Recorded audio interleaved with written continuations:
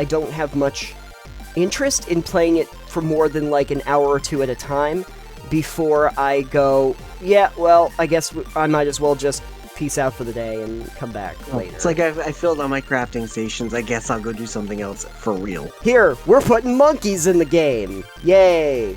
And there are monkeys now. What did that do to the game? Made more monkey, 100% more monkeys. I'm telling you right now, I really like the idea of people having unfinished stories that just end abruptly before you find out the ending.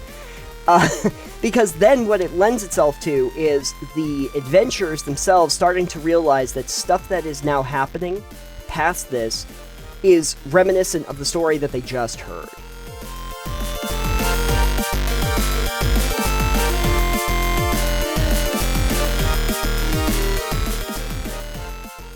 Alex, have you noticed that the leaves are changing color? I have, which is really strange because the last week has been in the 80s. It has. It has been unseasonably warm, and by which I mean the season being fall now. Yeah.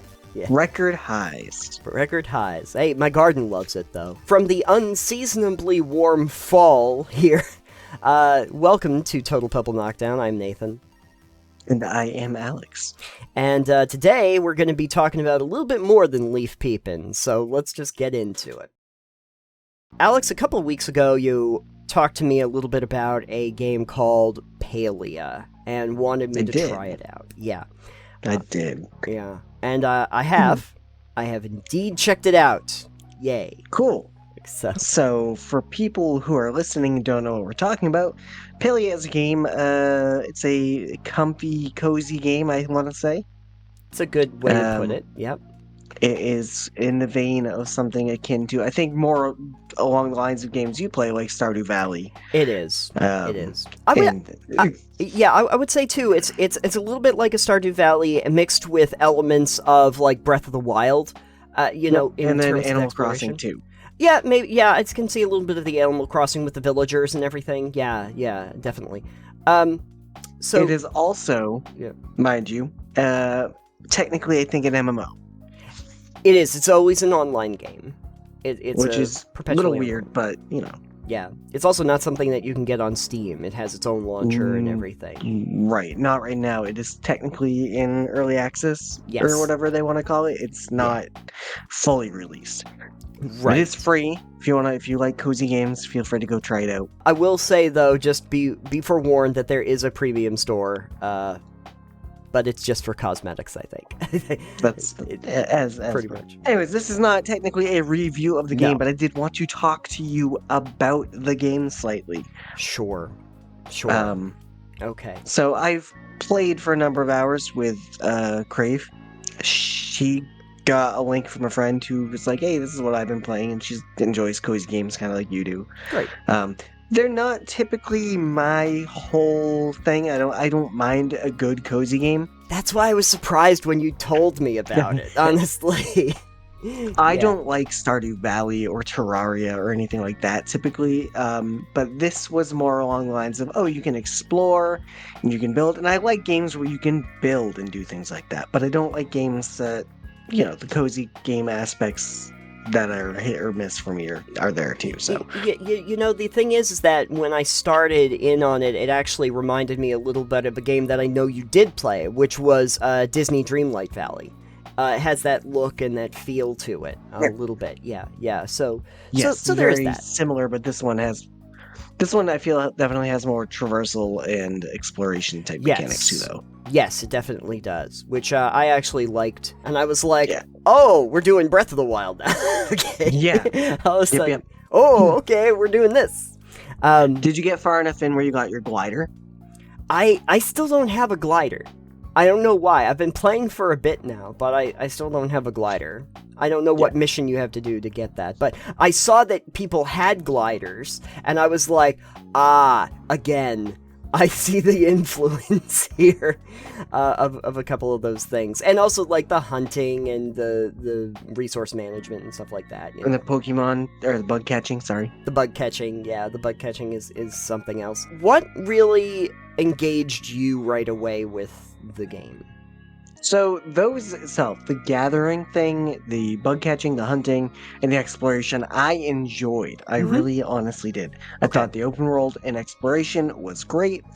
I thought the crafting was fairly okay, like the actual making stuff and like making furniture for your house. If you build a blueprint you haven't made, you get to learn another blueprint. Yep. And then you can learn that way. I thought that was neat. I enjoyed that you could upgrade your axes and stuff, and the character customization was fine.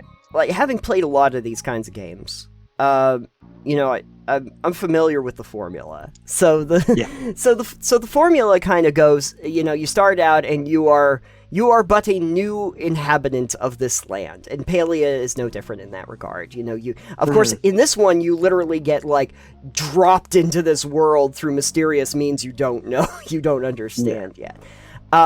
And you do your character editing, and you make your own character out of it and everything. And then these inhabitants of the land are basically like, whoa, where'd you come from? And before you know it, you have a plot of land. And, hey, you can make a farm, and you can start crafting some stuff and cutting down wood and, doing the mining and everything like that. And as you mine all those resources and stuff and start making a little bit of money, you can get upgrades to your tools and the schematics and stuff, so that you can get more, better trees and, catch more bugs and do more fishing and, expand your plots and cook food and stuff like that. And you can build a house, you can decorate the house, you can change the inside and outside.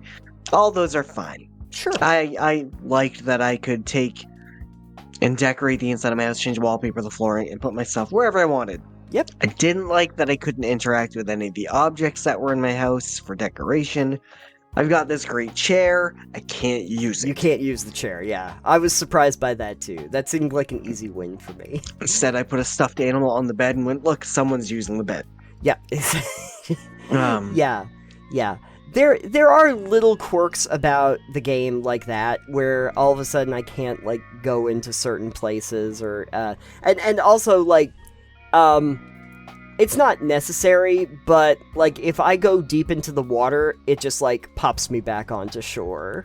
Like, yeah. Like, it would have been kind of nice if you could swim, but, I get it. They're trying to define the area a little bit better, so I think that's more of a game decision. I was a little bit lost at some of the puzzles and stuff that they wanted me to do, because they kind of ask you to go and explore these ruins, and I was like, yeah, I don't really know exactly what you want me to do, but I mean, I'll tool around and see if I can find it out, and sometimes you do, and sometimes you don't. You meet a bunch of interesting characters. I do have to say, like, something that I just found slightly annoying, and it's a slight annoyance, it's not a huge problem. Different characters will be your storefronts for different aspects of your character. So you have like, somebody who does all of your hunting schematics and your resources and stuff like that, and somebody who will do your mining and those kinds of things. They all wander around constantly. They're constantly on the move. They all have their own schedules. They have their schedules, but,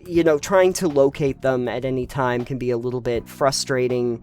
So, like, when I say, oh man, I need a better pick, I then have to remember, oh damn it, who's the person I talked to about the pick? And then I have to track them down and figure out where they went in the world, and then I have to do that. And I can also only sell them stuff that is indicative of their skills. So I can only, like, sell ore to the person who does the mining, except for that one kitty cat in town, that one cat person who has the store. You can sell anything to the cat person. I can't. Or you can put it in the storage thing in front of your house or whatever, and wait for it to come by. Yeah, wait for them which to is collect. also fine. Every 15 minutes, they collect. I think the characters were decent. Like, they were interesting characters. All of them were really interesting. Sure. A little annoying sometimes, but they were interesting. They were all their own people, which is nice. They're animate. Yes. Yeah. So I appreciate and that. I like that they're not just hanging out in town waiting for you the entire time. That's true. Like, it people feels go like to a sleep. living, breathing World. It does. So these are all good things. Like, the core gameplay loop of that was fine. That and everything. Exploring it, it's a cool, interesting world. But there are some things that I don't think make that experience better. For instance, the MMO aspect of it, I don't think it lends any real benefit to it. There are a couple like activities you can do with groups at the market, like chasing down the little, I forget what they're called, the animals, and picking them up, and it's like a big group activity, and that's fine. You can get bonuses for that. Sure. But I don't think it really, other than that one thing I found, I don't see a lot that was like group wide. Right. You know? Yeah. And I don't want to go, oh, there's a node for a mine that I want to get, and try to run over it and someone else gets it. Yeah. Yeah. It's kind of, oh, well, guess not. Yeah, exactly. If you're in an area where there's like 3 other people trying to collect stuff, you might as well just move on to the next area. Yeah.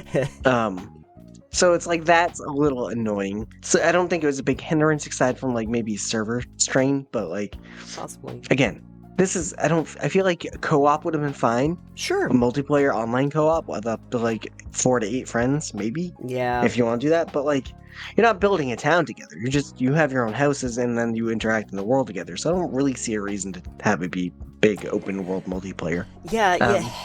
You know, the thing is, it's interesting that you say that, because my biggest complaint with the game is that it is an online game.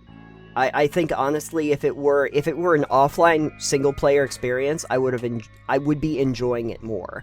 But what they have to do, because it is an online game, is you have to change a few things. Everything is on schedules, so it's on like timers, which like, you know, typically if you got into like a Stardew Valley or any of those other games, they're usually on like, it takes certain amount of days to do something, and so you do stuff in that day and you rest and then you come back the next day. And in this one, it's basically like, well, a day is equivalent to 15 minutes whether you're here or not. And like, this is the crafting schedule whether you're here or not.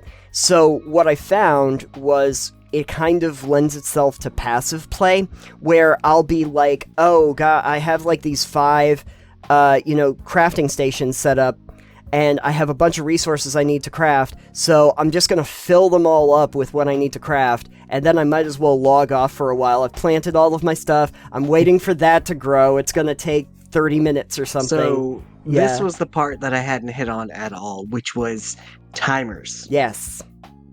And the reason I had said to you, if you get up to the point where you can build your house, I think you'll have seen pretty much everything I'd wanted you to see to talk about. Yes. And so the thing with crafting is that you get these crafting stations, you get like a forge, you get like a lumber mill or whatever it's called, sawmill. You can get a thing to make worms for your farms, you can get your farm plots, you get all of these different crafting things, and you can get upgrades for them too. Yeah, the seed extractor is actually one of the most useful things I found. You get all these machines, basically they automate themselves, and you load it what you want into it. You load your wood into it, it'll turn it into lumber. Yep. You load your stone into it, or your ores into it, it'll turn them into ingots. And the biggest issue I have is that you can only have so many crafting stations in your plot. Yeah. You can upgrade it, but it's only that. And the crafting stations can all get upgraded as you level your skill up, which makes sense. Sure. But everything's on a timer.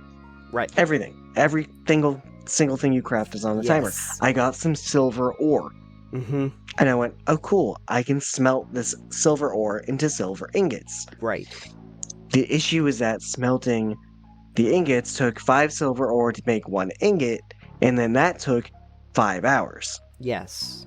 And this is real time, not in-game time. This is come back in 5 hours IRL, and that'll be done. Right. I think that this is like where I got into the biggest problem in the game, which is that resources regenerating out in the main world, progress on your farm itself, anything like that, even when I'm cooking food to some degree, even though they're very short, is all working on these timers. And like when I start playing any of the like the cozy games like this, I don't really, like, for the time that I'm in it, I don't really feel like I have any reason to be taken out of that experience typically. It doesn't matter which one I've played, especially when it's an offline game. I don't really have a reason to, step away from it. I usually figure stepping away from it is like taking a pause of where I was, and then I'll come back when I feel like it. And Palia is a different animal altogether, because it kind of encourages you to go in and set a bunch of stuff up and then say, there's not really much reason for you to be here for the next 5 or 6 hours, so we'll see you later. See you tomorrow. That's exactly how I felt when I got all the materials to, like, build the frame of my house. Yeah. And, like, cool, I got all these. These took a while to actually, like, get the lumber, Yeah. carve this, make the stone blocks. I've got these all. This took, like, an hour of my time to get these materials in. Yep. Okay, I've been waiting for them to craft. I filled it up there, and it was like, cool, you got all the materials. Now wait 8 hours. And I'm like, yep. What? Yeah. I just got the materials. Yes. And now I have to wait 8 hours. As you said, it took me right out of it. I'm like, okay, I guess I won't do anything with my house today. I'll maybe come back tomorrow and play the game again. Yeah. And especially depending on what kind of aspects you're looking at. Like, for me, I wanted to focus a little bit more on the gardening aspect. And that's almost a monetary issue, because you have to buy your soil plots from somebody, and it goes up in value continuously, where I was like, okay, all right, fine. I guess that, like, for the context of what they're doing, I understand that, because otherwise people would just make this gigantic plot right out of the gate and plant everything immediately. So to kind of restrict people from doing it all at the beginning, they had to put a monetary cost on it. But I'm like, okay, that's fine. I'll just start growing some stuff and see how much I can grow with the money I have. But, like, then I kind of figure, yeah, you have to water stuff, but even if I walk away for a while, and yeah, I'll have to water stuff, it pretty much has already grown to its full maturity if I've walked away for a day, so I'll water all my crops, and oh, good news, you have crops now. Your crops have pretty much grown, and hey, you've leveled up your gardening skill. Like, I started to realize, like, one of the best things with the seed planters and just trying to upgrade my hoe and my watering can and just trying to get as much as I could for plot land is, if you wanted to, it doesn't take long before you kind of go, oh, cool, let me plant everything, let me water everything, I'll get some of my produce, I'll make seeds out of it, and then once I set that all up, walk away, peace out, tomorrow I come back, collect all my crops, get my seeds, replant stuff, make $1,000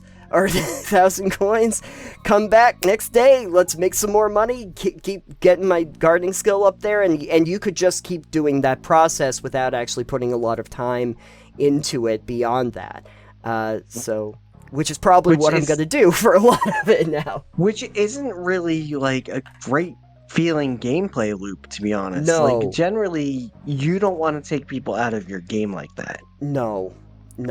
Like, especially for any MMO title, the thing is, you want people to be playing the game, and that you want them to keep playing the game. Yes. Like, you don't want people to feel like they should step away, especially that early in the game.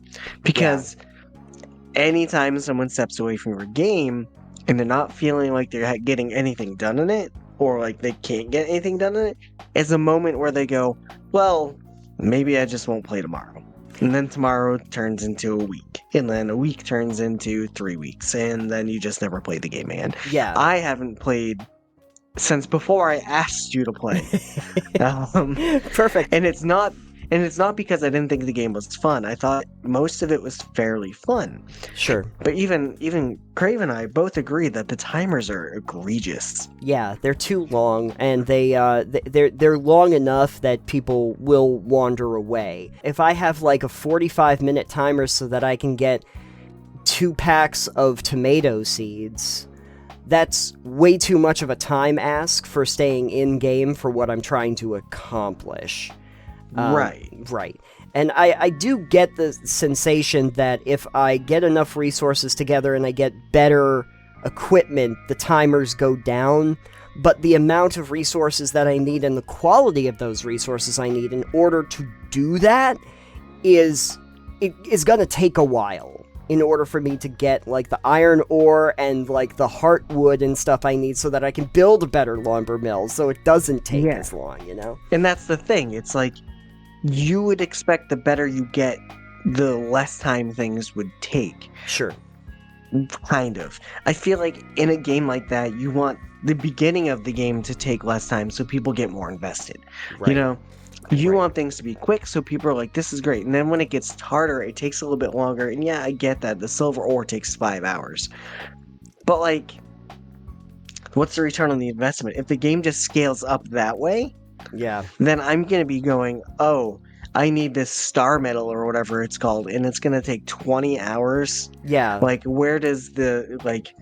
Exactly. The scaling is going to be an issue. It, like, has to either have an upper limit, or you need it not to progress so sharply, so quickly. The game would have been far better, I think, if it were not online. Because I don't remember, going back to the Dreamlight Valley, that kind of has timers, technically, but they're not really very egregious. You just walk away, come back, and after a certain period of time where you could have easily done other things in the game, you have a crop now, and there it is. Enjoy, you know? And in that one, you're managing the whole town. Like, you're moving buildings where you want to. You're doing the whole thing. Oh, sure. And in an online space, it kind of lends itself to the idea that you are not really alone in that building of the world. But in more cases, it felt like I was really competing for resources against everybody else rather than working with them, which, again, for a cozy game, odd choice of, like, goal set. Yeah, I feel like in that case of a cozy game online like that, you'd want community goals of, hey guys, we need this much materials, and then you have players going, oh shit, yeah, I'm gonna play for the next 4 hours and grind out all these trees. Right, and I like, in their fairness, one of the first goals that they give you is about trying to complete, like, other player goals, or, like, get them resources if they request it. But I don't know, it's not a system that I really engaged with, because I didn't really see the point, like, of it for the most part. They time gate that too. You can only do 4, and you can only do them in groups of 3 to trade people their resources. Okay. So, like, you couldn't be like, yeah, you need 20 wood, here you go. No, it's, oh, you need 20 wood? Well, here's 3. Here's another 3. Yeah. Here's another... You can give them 12. Yeah. And then you're like, sorry, I gotta wait till I have that refresh on the trade thing. They just had a Stardew Valley update not too long ago. And I just saw people talking about it. And they've gotten to a point where you can do online 8-player for Stardew Valley. I would think that might be more satisfying as a co-op game overall. Because I remember playing as a co-op once upon a time, I think with Andy. And, you know, everybody is working on the farm together. And you know you're working on the farm together, so you all kind of, like, have tasks that you go and complete, and you can just all go and do your own thing. And in this one, it felt a lot more like, oh, everybody else needs to mine this clay down here at the shore, and I need the clay too. Well, I better go to the node 3 over, because I know everybody else is going to grab these first 2. I'm gonna get this before they do. I'm still playing it, and I'm still, like, tooling around with it, but I have noticed that I don't have much interest in playing it for more than, like, an hour or 2 at a time before I go, yeah, well, I guess I might as well just peace out for the day and come back later. It's like I filled all my crafting stations. I guess I'll go do something else for real. Oh, exactly. I was like, yeah, I got 100 stone in here. I got 100 lumber in here. I got a full seed pack in here. I guess we're good. I planted everything. Everything's watered. No real reason for me to stick around here. I've done some exploration, and you know, I've filled everything up. Oh yeah, that's the other thing, is that I kept filling up my inventory very quickly. But that is, I'm not going to put that on Palia's head. That is a problem of a lot of cozy games. That is a typical issue about like inventory management. And at least they tried to do overflow so that you don't lose it all if you're 2 items over or something. So, anyways, but yeah. Overall thoughts, though. Overall thoughts. I think it's an interesting concept. I think that what they tried to do here is unique in that I don't usually see this kind of game used as like an online MMO, which is a neat idea. I just don't know how well the cozy game formula works for that online MMO formula because of the timers, because of the competitive nature of it, where you're trying to achieve something that the other players haven't, for status. It's interesting. It looks really nice. It sounds really good. I liked the soundscapes. I liked the visual presentation. It did have a very, dreamlight or Breath of the Wild look to it.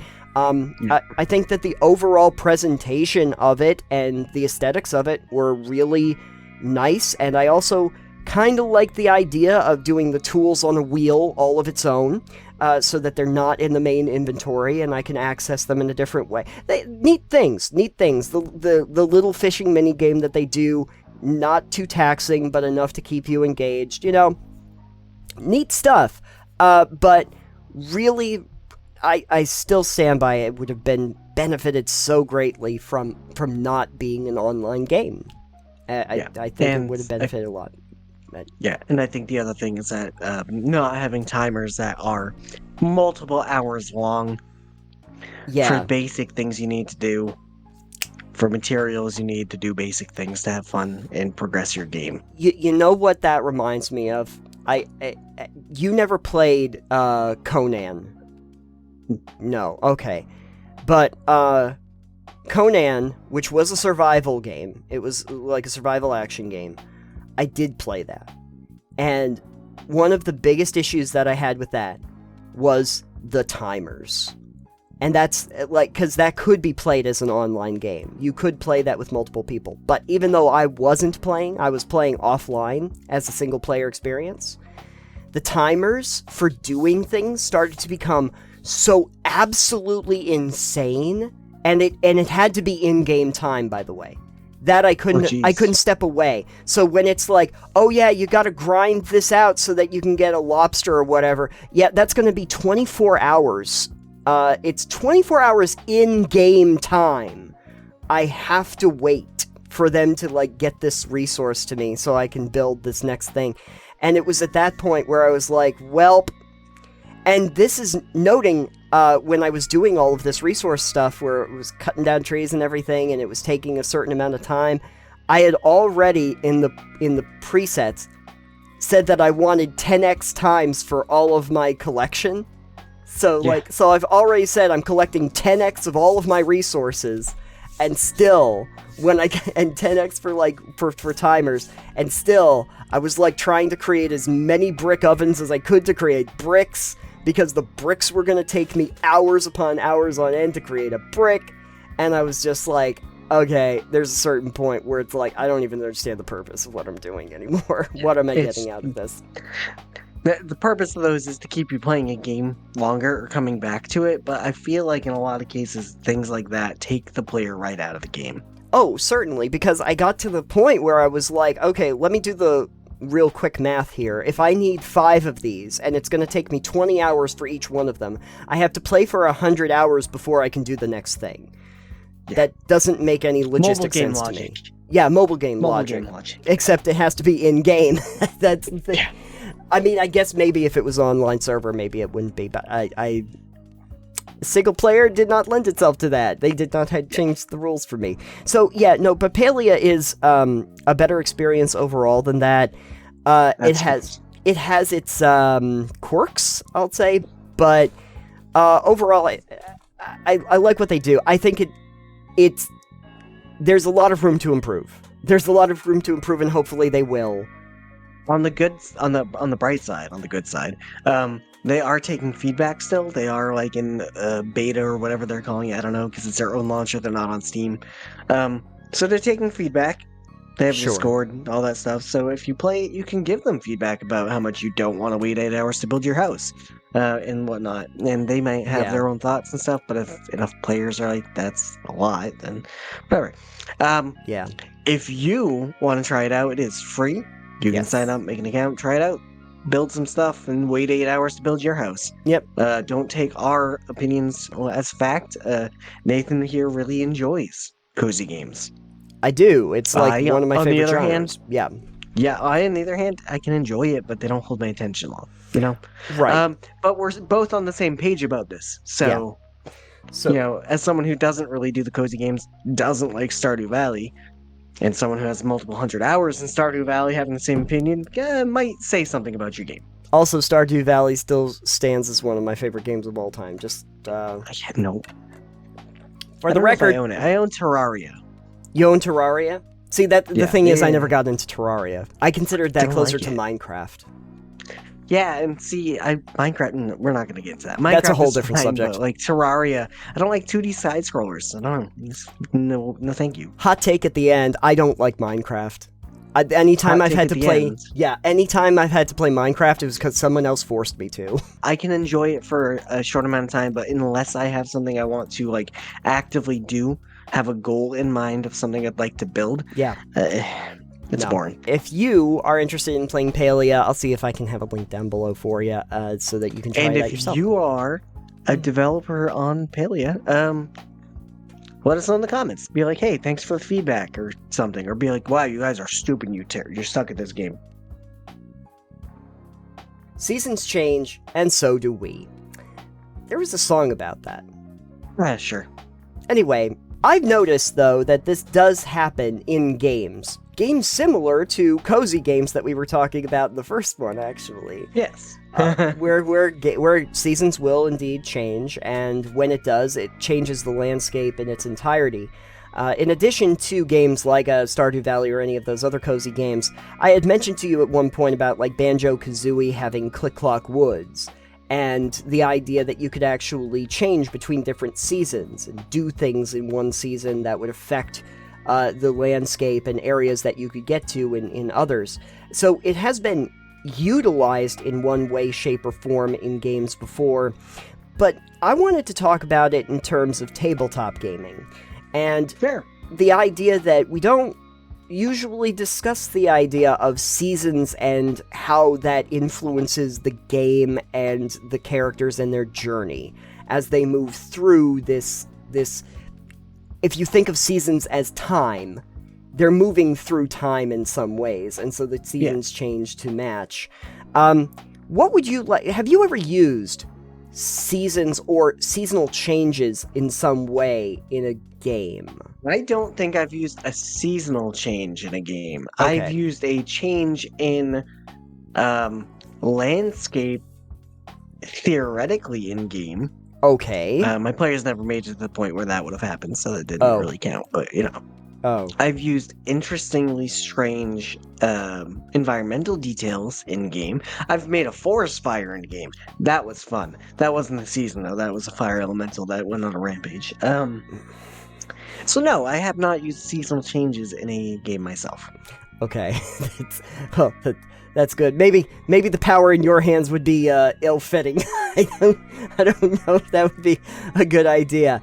I think that the most innocuous version of this, if we're talking about the lightest idea, is to remind the players of the season that they are in, and remind them of how it is changing as they are going through, especially if they are on a journey.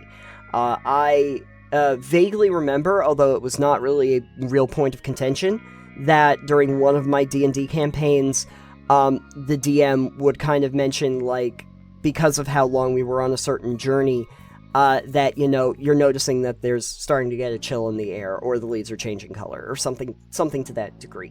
An aesthetic change, not really a mechanical one at all, but one that kind of sets scene for you about the place that you're in, and makes you start thinking about the fact that time is indeed moving along in a way that's not just like, the date today is Tuesday, April 15th, you know, like... I've never kept track of dates like that in games. A general idea of that isn't a bad idea, just so that people are kind of aware, like, I understand that, like, you have all the time in the world, but there is a continuous change that's happening. There's a continuous timeline that we're working on, and I find it hard to show just that. do the progress of time in a game, in a tabletop game in general. Personally, like, I'm bad at like, oh, how many hours have you guys spent out of doing things? How long have you been doing stuff? You played a game with me even kind of recently, yeah, and it's like, I guess it's like the end of the day.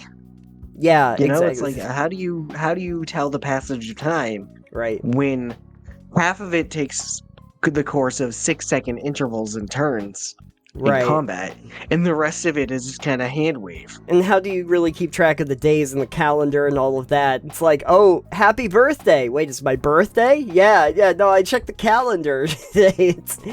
We've come across That's it. kind of like keeping track of the phases of the moon, for instance. That's also something that you probably wouldn't bother to do until it is relevant to the conversation. Like, oh, it's a blood moon. Yeah, and that's the thing. A lot of the time, that stuff isn't always relevant. So keeping up with the seasonal stuff isn't really something I feel like on a lot of people's minds. Unless the setup is, hey, so the season is going to be changing soon. We need to get ready before winter. That's true. And if you set it up in a premise like that, or hey, winter is starting to end, we need to get out there on the ice before summer, the summer months melt all of it. Right, or you know that you have to get over this this lake or something, and you know that it will eventually freeze over, or that you can figure it out that way. I think that it also might be useful to think of in terms of foraging and scavenging and any kind of resources like that. You're going out hunting. It's going to change the landscape a lot if you're doing it in summer or doing it in winter. Right. Hunting in winter is actually probably much easier. That's Animals true. don't blend in as well. They leave footprints visibly in the snow. Right. Foraging, though. Whereas foraging in the wintertime is going to be a lot tougher because most of the plants are dead at that point, or have not don't have berries or nuts on them at that point in time because they've gone into sleep mode, essentially. Right, or they're buried under snow, so you've got to... Or they're buried under feet of snow. Yeah, which is interesting, especially if you're playing something like a ranger, because, your favorite environment or anything that you're using for tracking is going to be greatly affected, actually, by the seasons. Your ability to actually track animals or anything like that. I would even, not just for ranger, but like if you were doing a D&D in this case, say you wanted to do any type of foraging, survival check in the wintertime, I'd say, cool, take disadvantage. Yeah. Because you're not going to find a lot. It's going to be a lot harder to find a lot.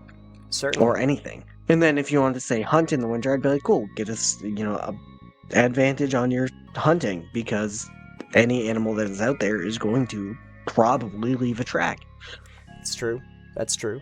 I think that another thing that might be useful to talk about is, in similar fashion to games like Stardew Valley, is that in different seasons, there are also different events and different celebrations that go on at this time, too. And it might be worth noting that, if I'm getting toward harvest season, if I'm getting toward autumn, there are probably harvest festivals. And that might be something that you encounter when you go to towns, when you go into villages, and they're doing this. And if that's something that you need to interact with, or if that's something that leads to quest lines, that that there are characters that are going to be there, maybe important ones that are going to be at the Harvest Festival, that those are ways that you can introduce certain adventure hooks or elements by the fact that the seasons are changing, and when it does, there are going to be other celebrations, and people are moving around. People are changing, where they are in the world and in relation to each other, and have different needs, even. Yep, and then prices for things will change too, for instance. That's true. Although that's getting a little bit more deep than I think you want to probably get with, like, a tabletop game in a lot of cases. Unless you're playing Economy Simulator. Yeah. I don't know, here's another thought. Seasonal changes for, like, tabletop board games. Oh, yeah, that would be interesting. It'd be interesting to see what you could do with that in the case that maybe it doesn't change the board, or maybe the board's got two sides to it. One's summer and one's spring and summer, and the other is fall and winter. That'd be a cool concept, because then you have different things. But it could be a resource management, or could it be some other type of game that takes advantages of the different seasons? Could you go with me on this? Catan, but Catan has a timer, and every certain number of turns, your season changes, and it affects the resources that you actually get from those tiles. Sure, I don't see why not. Seasonal variant, let's go. It would be an interesting thing. The one that I do come up with, it's not necessarily a seasonal change, but it is the board changing itself, is, did you ever play Forbidden Island? But I know what it is. So. Yeah. And we've talked to the creator, so we've talked to Matt Leacock. Forbidden Island has like a timer where the water level rises, and when the water level rises, whole tiles like of the map start to degrade. They go away. They fall into the sea. They get waterlogged, and it makes the map change as the water rises. You could probably do something like that with seasons, where as summer comes in, the waters rise, and then like they descend in certain seasons and then they rise again. I guess the big part of that though is, does it actually service the game itself, or is it just a gimmick that you put in? Because if it doesn't actually lend itself to the game being played, then it's not really worth putting in. You want it to enhance it's the just game. bloat at that point. Yeah, it's another mechanic you did just because, why not? Here, we're putting monkeys in the game. Yay! And there are monkeys now. What did that do to the game? Made more 100% more monkeys, you know? 100% more monkeys. That's what we all need in these games, I swear. Yes. I do like the idea, though, of the changing of the seasons really starting to kind of affect how the landscape itself just in general changes, and that the people in the world are going to have different desires, different needs, different thoughts about what they're looking at, especially for the upcoming season. If we're getting into fall, they're going to be starting to think about harvest time, and they're going to be starting to think about battening down the hatches because winter is right around the corner. As spring comes in, people are going to start thinking about plowing fields. They're going to do these certain things at certain times, and it will also change, like, what people need, what people want adventures for in the first place, what you might be doing for them, and also, like, what kind of time frame they're going to need for you to do those things. That aspect could be interesting, not just from a narrative sense, but you could use it mechanically. You could use that to determine advantage, disadvantage, what kinds of items and things you find in the woods. If you investigate or do like some kind of a hunting check or, you know, scavenging or something like that, investigation, the seasons can make for a good way to determine what you might find in any given time. Yeah, no, there could be a mechanical component, but just in general as a framing for the world, I think the idea of knowing that there is a continuous change, like a cycle to the world that you're in, makes it feel more lived in, makes it feel more ergonomic. That's not the word I'm looking for. What's the word I'm looking for? Alive. There you go. That's what. There you go. Definitely not ergonomical. No, it's not ergonomical. I didn't turn the trees into one of those special seats that you see. It could definitely be worth it in the right campaign, in the right game, in the right type of story. And obviously, if things are taking place over a long amount of time, you could include those if it makes sense to, like, not skip over the whole thing. Sure. You know? Yeah. But I feel like if it doesn't lend itself to actually adding anything to your game, then you're probably not going to do it. Like, yes, now it's just same thing, but pretend there's a layer of snow everywhere. And in the case that there is a layer of snow everywhere, it should impact the mechanics and different things of the game. But the question is whether players would enjoy that impact or not as well. Right. I can kind of see where it would be detrimental to the player's experience, only because if there's a layer of snow, chances are it's going to affect your movement speed, I would imagine. Or you'd have to have special equipment. I'd have to have, like, snowshoes so that it doesn't impede my movement speed, and then I gotta go find those, and I gotta buy those, and I gotta equip them, and chances are if you have those on, then heavy armor is going to weigh you down, and you're still going to fall through the snow, and you could get deep in the weeds if you wanted to, but it probably wouldn't service the storyline overall. Right. Maybe a light touch with the seasons to try and set stuff up and create more of a lived-in space. But I would prefer using an entire environmental change than just a seasonal change personally. Sure. So what happens is we're going underwater to an undersea city. Things are going to be very different, especially in, like, Tabletop, where you can paint such elaborately different, extravagant worlds that Sure. just kind of a seasonal change is kind of mundane, probably, to a lot of people. It's Or a lot of these possible. worlds, it's like, oh yeah, ooh, great, it's spring now, cool, the flowers, cool. It's like, I could be visiting the moon right now. That's true. And you could create fake seasons. You know? Yeah, you could definitely. Or I could be underground in a dwarven city right now. Yeah, and they might not experience seasons at all. Yeah, so I feel like seasonal changes in tabletop, maybe not as important depending on the setting, but Right. definitely something to play around with. That and like weather effects. Those are things that I definitely think are overlooked. But unless they add some layer of fun or challenge to a game, I can understand why. It's tornado season. Sharknado season. It's Sharknado season. Perfect. I can't wait for Sharknado season. That lends itself to... We'll have bullets. We'll have, like, the land sharks. But There you go. But they're in tornadoes now. And the townsfolk are Great. very worried. Happens every year, right around this time. There's something for your adventurers to deal with. Enjoy. If you out there have any interest in doing weather effects, or you've used them in interesting ways, seasonal effects, etc., please let us know in the comments down below, so that we can get some new ideas for the campaign we're probably never going to do. But, you know, might be useful for somebody else. I'll have a campaign someday when I can sit down and write things down. Perfect. Can't wait for it. Yeah, So me too. never. As we get further and further into October, it's around the time that we start thinking about Halloween, and thus spoopy times. And This is Halloween. this is Halloween, indeed. There should be a song about that too.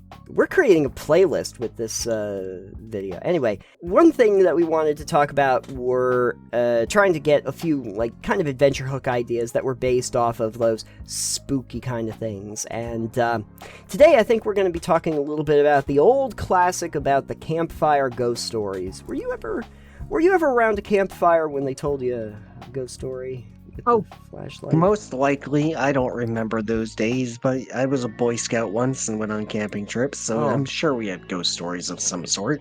Oh, okay. I avoid the woods like the plague, so... As you probably should, there are ticks in the woods. Yeah, there are ticks, and there is also woods in the woods, and... Even worse. Yeah, sure is. There's ground, gravel, rocks, streams... Anyways. Carp. Ghost stories. Anyway, ghost... Carp. Yeah, there's carp in the woods. Yeah, ghost fire stories. Ghost fire? Campfire stories about ghosts. I had a thought about how to use this as an adventure hook, and I wanted to, talk to you about it. I thought Definitely. we'd shoot this out. So, the classic idea about the campfire ghost story is that, you had your camp counselor or some adult that likes to scare kids, going and... Obviously. Yeah, exactly. Why would you not want to scare kids? It's the only thing that gives us life after 40, really. Pretty much, like, that's the best thing in life, is to scare kids. So anyway, you get the flashlight in front of your face and you tell them about the guy with the hook hand or whatever it was, and then all the kids get scared because you got somebody out in the woods that goes "Roar" after you tell them the story and you've held their attention, and then everybody goes to bed scared. And what a lovely time to be alive. In terms of an adventure, I thought to myself, well, it would be interesting if you had, like, the elder, your Deckard Cain of the world, sitting down with the adventurers to tell them about this local legend. And the local legend goes in probably similar fashion to that, about, like, the guy with the fictional hook hand, but maybe the hook is magical now. I don't really know what your world is Magic hook. The swamp thing. It's Swamp Thing. With the hook hand. Swamp Thing The with fisherman's hat. Yeah. Yeah. Perfect. So anyway, you have Swamp Thing with the hook hand and the fishing hat, because he's gone fishing. And before he can really finish the story, he gets interrupted by something, and Maybe he just has a heart attack and dies. Maybe he just has a heart attack and dies. I'm telling you right now, I really like the idea of people having unfinished stories that just end abruptly before you find out the ending.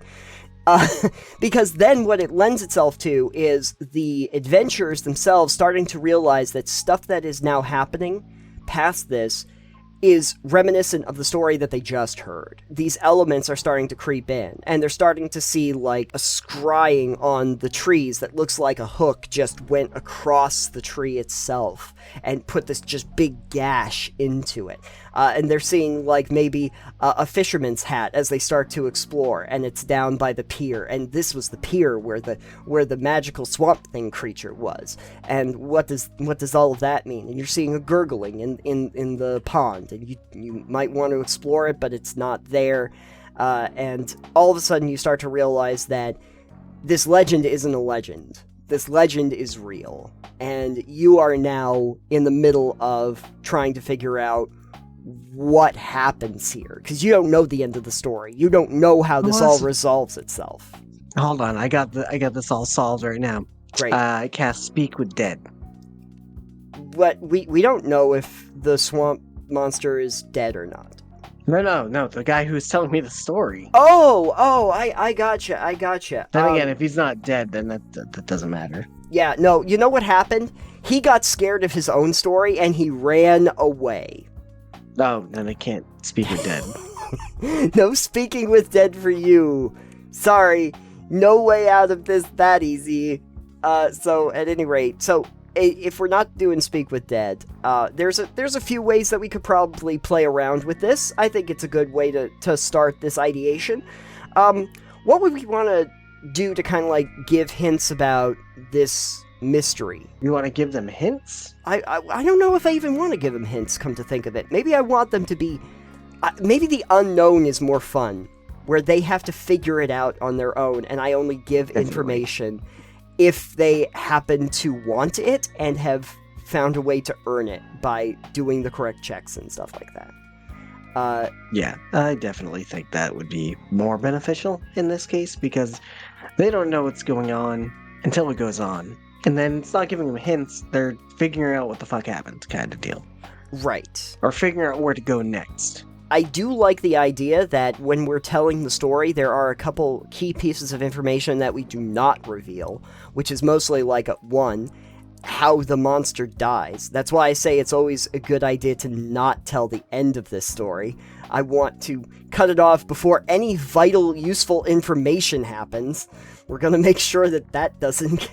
You just tell them everything that the monster is capable of doing, like the bad stuff. That maybe not everything. And that's over-exaggerated, too. It might be over-exaggerated, but here's the fun part. Then the monster does something that you were not told about. And all of a sudden, you have to start questioning the accuracy of the legend in the first place. Oh, yeah. So there Turns out the monster was just a duck with a knife in its bill. That's scarier, though. Ducks are mean. Exactly. Yeah, well, give a duck a knife. Yeah.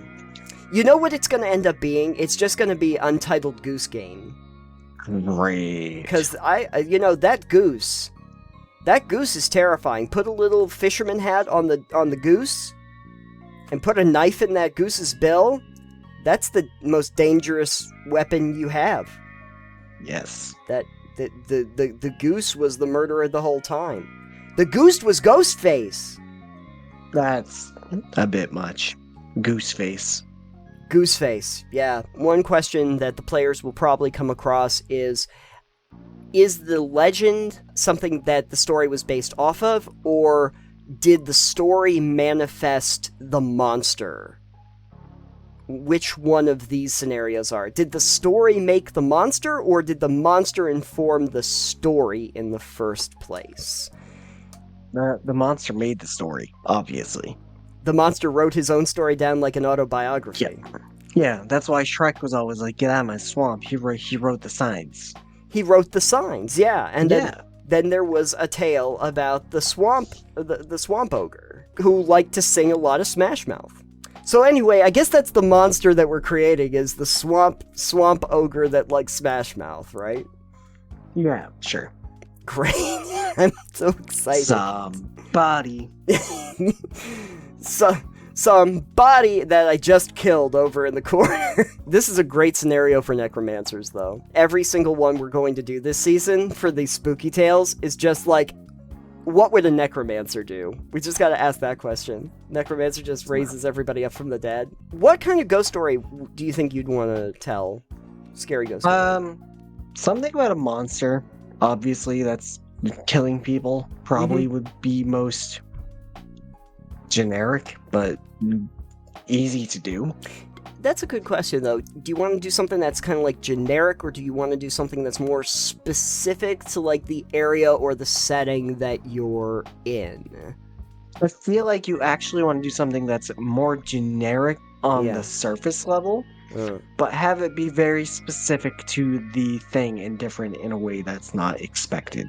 So here's what we can do. When the story is being told, it's told in a way that's very generic.